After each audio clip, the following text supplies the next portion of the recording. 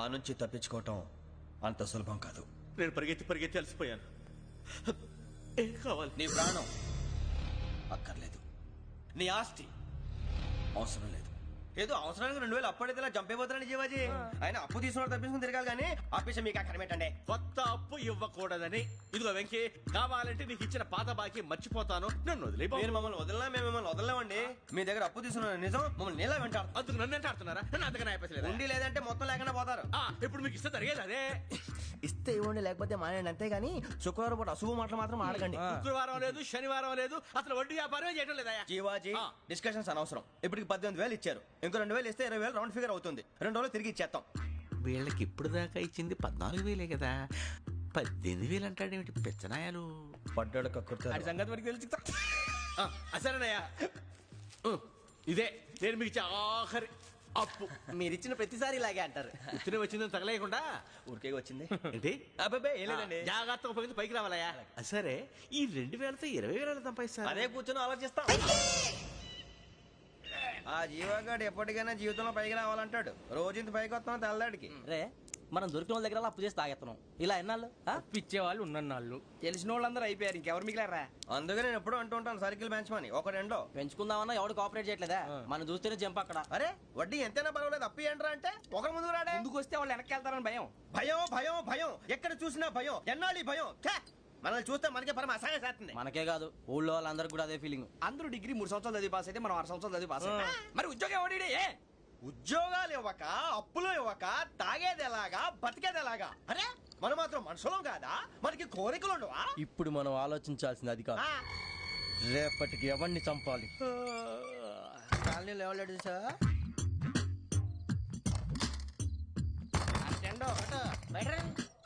నువ్వా వెంకీ? ఏంటి వెంకీ ఈ టైంలో వచ్చా?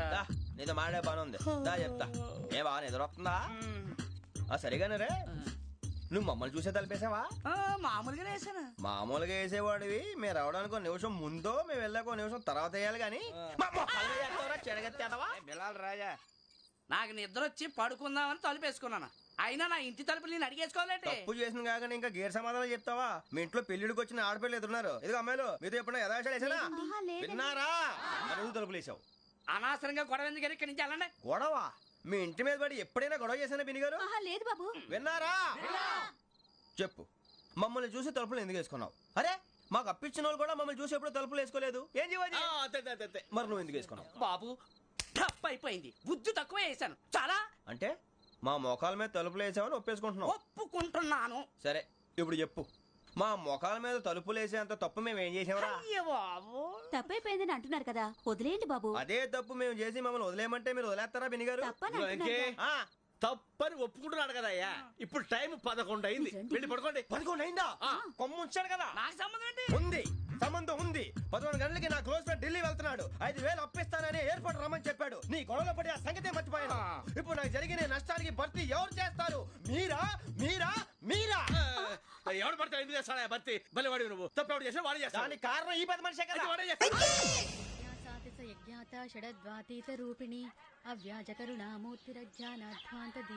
బీరు రమ్ము కలవకూడదు, తలకే పట్టేసింది.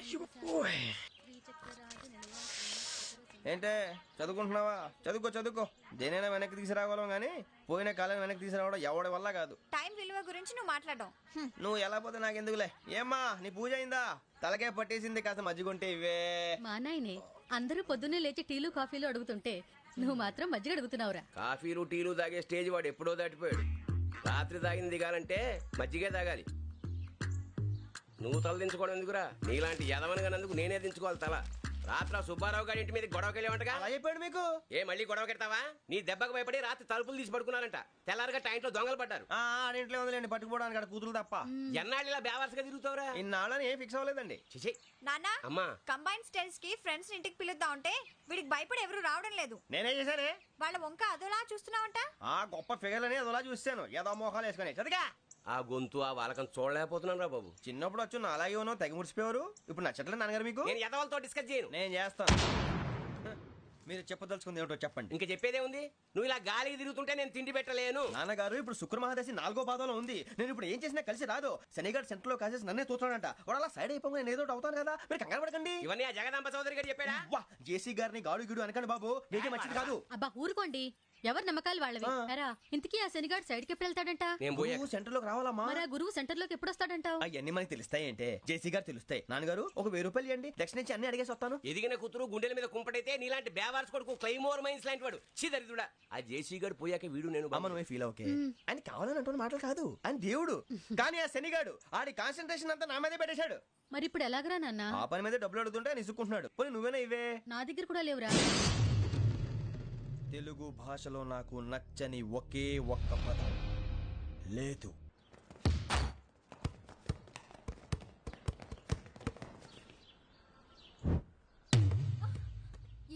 అరే సూరే, బాల్ తీసుకురారా. సారీ ఏదో బాలి బాస్కెట్ బాల్ మాలాంటి ఆడాలి. మీలాంటి మాసన కొడుకులు ఆడితే ఇలాగే ఉంటది. ఇలాగే ఇలాగే అమ్మాయిల ముందు ఫోర్స్ కొడతావా? ఆహా, అయితే నిన్ను కొడతా.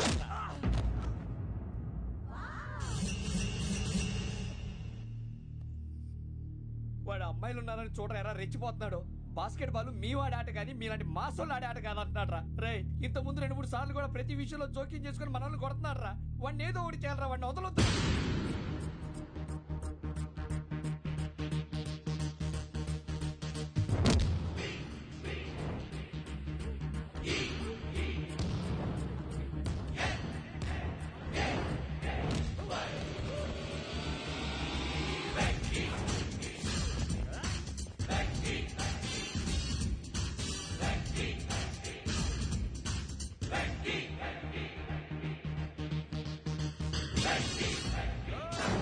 ఆడపిల్లలంటే ఎవరికైనా దెబ్బ తగిలితే అయ్యో అంటారు, మీకేమో ఎవరైనా కొడితే కామెడీ.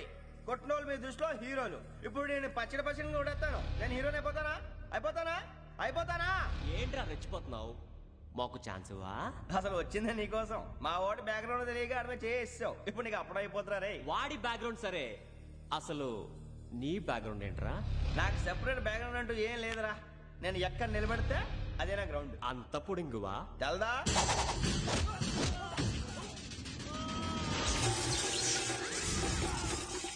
ఎవ్వా మన మామిడి కొట్టినప్పుడు వావ్ అన్నారు, ఇలాగే ఉంటుంది.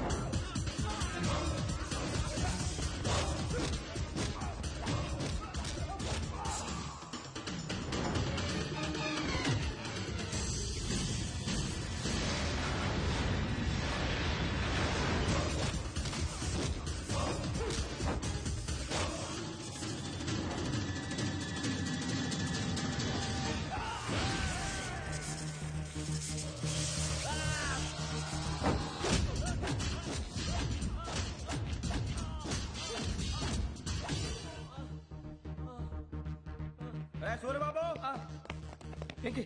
ఇందాక నేను కొట్టినప్పుడు నీకే అనిపించిందిరా? కుమ్మేయాలనిపించింది. మరి కుమ్మే. అమ్మో కుమ్ము. రే నిన్ను అమ్మాయిని ముందు